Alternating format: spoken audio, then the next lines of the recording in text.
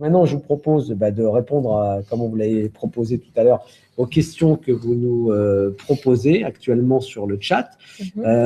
Pouvez-vous nous envoyer la liste du shopping? Évidemment, la liste du shopping, elle sera à votre disposition dans un instant, quand je vous parlerai de la méthode chien mode d'emploi, avec à l'intérieur un volume dédié essentiellement, pendant plus d'1 h 30, à ce que l'on vient de voir ensemble, mais en détail, c'est-à-dire comment gérer au mieux et préparer une bonne relation avec son chiot. Alors, ensuite, est-ce qu'il vaut mieux un collier ou un harnais? Très bonne question. Ça, c'est pour l'apprentissage de la marche en laisse, par exemple. Et on a dit tout à l'heure, dès 2 mois, on peut commencer à éduquer un chien. Et on devrait. Parce que la marche en laisse, principalement, que ce soit avec un harnais ou avec un collier, ce que vous devez comprendre, c'est de ne pas apprendre à votre chien à tirer. Alors, le harnais, il a l'avantage d'être beaucoup plus agréable pour le chien. Le harnais de marche aussi. Le harnais de marche également, oui. Parce que vous avez les harnais de traction et les harnais de marche. Le collier, ma foi, c'est important que votre chien soit habitué aux 2 sensibilités, qu'il soit habitué à être attaché au harnais, il soit habitué aussi à être attaché au collier, que ce ne soit pas un problème si vous devez changer de matériel au bout d'un moment. Dans tous les cas, que ce soit harnais ou collier, votre chien ne doit pas apprendre qu'en tirant, il obtient, que ce soit avec un harnais ou avec un collier, sauf si vous lui mettez un harnais pour qu'il tire. Mais là, avec un chiot, attention, parce qu'il n'a pas fini sa croissance. Et donc ça aussi, en termes de santé, la croissance du chiot, il faut faire attention à tout ce qui est saut, tout ce qui est traction, tout ce qui est contact donc, on recommande quand même le harnais. Les deux. En fait, le collier, l'avantage, c'est qu'on peut mettre une médaille aussi avec le numéro du propriétaire. Mais vous pouvez faire... Personnellement, mes chiens ont un collier et un harnais. Voilà.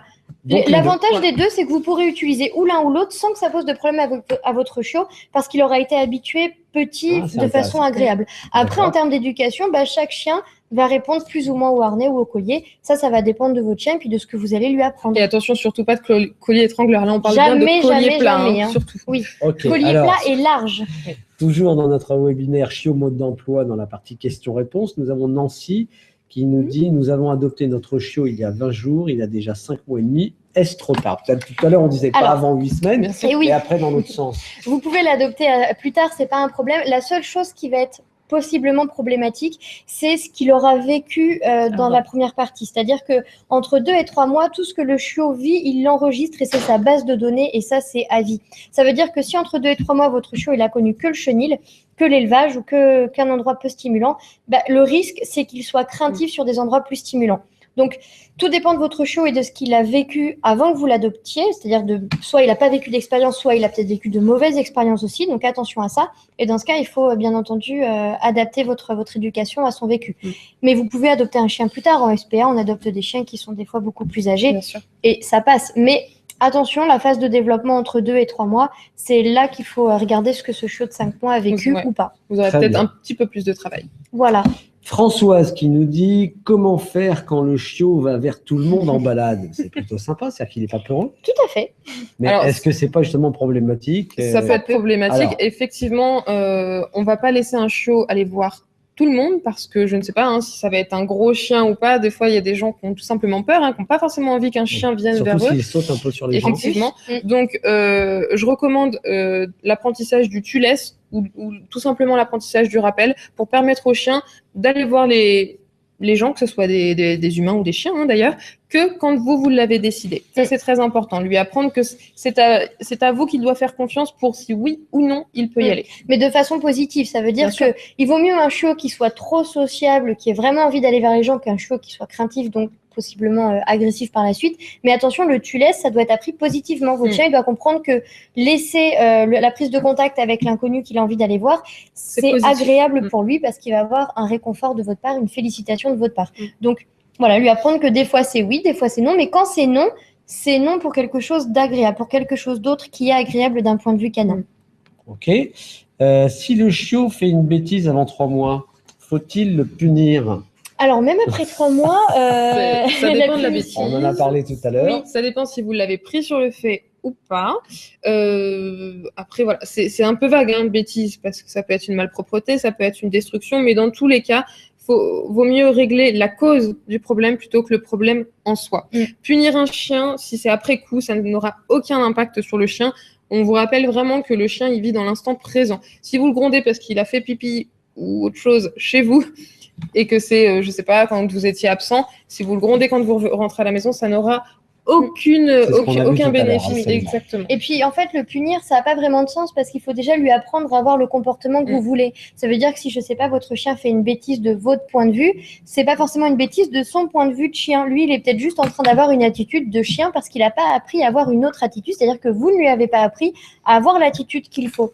Donc, ce qui est important, c'est d'être sur le moment présent, mais aussi d'avoir la bonne logique d'éducation. Quand on a un chiot ou un chien, c'est la même chose. Il faut être cohérent avec lui et donc pas se dire il fait une bêtise donc je le punis. Mais est-ce que je lui ai appris à avoir l'attitude que je souhaite à ce moment-là? Faut se remettre en question. Hein, Il faut apprendre à parler chien. C'est ça.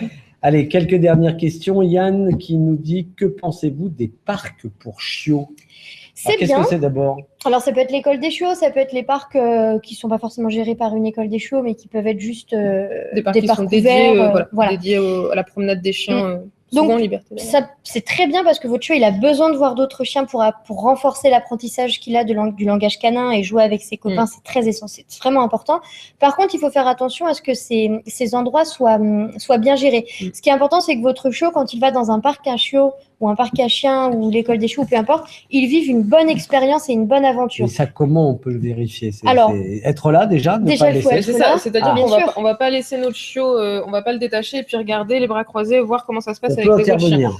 On peut, C'est-à-dire si qu'on ça va se passe tout mal. faire, on va tout faire en sorte pour que ça Ça se passe bien. bien. C'est-à-dire qu'on va marcher avec le chien, on va vraiment être, on va pas d'abord le lâcher tout de suite, on va le prendre d'abord en laisse, on va attendre qu'il se calme parce que si on le détache et qu'il est excité, il va foncer dans le tas et forcément les autres chiens en face, ils vont peut-être pas trouver ça très très sympa.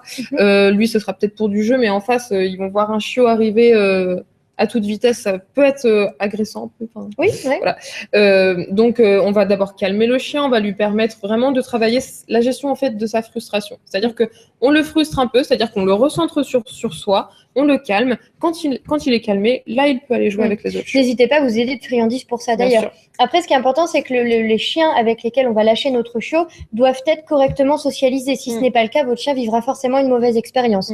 Et attention, quand on a un chiot, souvent vers 2-3 mois, ça se passe très bien parce que les chiens adultes sont tolérants, parce qu'ils sont patients, parce qu'ils savent qu'ils ont affaire à un chiot. Mais quand votre chiot arrive à la puberté, certains chiens Il y a des adultes problèmes. régulent. Voilà, mais c'est pas forcément mauvais, au contraire. Hein. C'est un peu comme les adolescents. Hein. Des fois, on doit être un peu plus régulant avec eux parce que ça peut déborder. Et voilà, ce qu'il faut bien voir, c'est que s'il y a des petits conflits, des petites choses, si les deux chiens ont les bons codes, le bon langage et qu'il y a une bonne compatibilité, c'est pas gênant. Après, plus il vit d'expériences positives, dans tous les cas, mieux c'est. Voilà. Lui apprendre un maximum de choses, l'exposer. Oui. Allez, dernière question pour ce webinaire spécial chiot. Bonsoir, mon chiot va arriver vendredi. Ok. Bien, bravo. Comment le présenter à mes chats qui sont déjà présents depuis 4 et 6 ans afin que tout se passe pour le mieux? Bah déjà, est-ce que les chats ont été habitués aux chiens? Parce que sinon, c'est plus pour les chats que ça va poser problème que pour le chiot. Et oui, pour un chiot, il va être plutôt content. Et puis en plus, vu qu'il aura vécu ça vraiment très tôt, plus ça va aller mieux. Enfin voilà, il va vraiment assimiler les chats à quelque chose de normal parce qu'il aura grandi avec des chats. En revanche, voilà, là, la question, c'est plus envers les chats. Toujours laisser la possibilité au chat de s'enfuir, ne pas insister, ne pas, je sais pas, vous n'allez pas porter votre chien ou votre chat pour qu'il aille interagir avec l'autre. Ne pas forcer le contact. Voilà, on force pas le contact, on les laisse faire, tout simplement. Et par contre, on empêche le chat ou le chien de faire du mal à l'autre, bien entendu. Souvent, voilà, faut faire attention aux griffes des chats pour les yeux des chiens. C'est parce que les chats, ils vont souvent attaquer là où ça va faire forcément mal.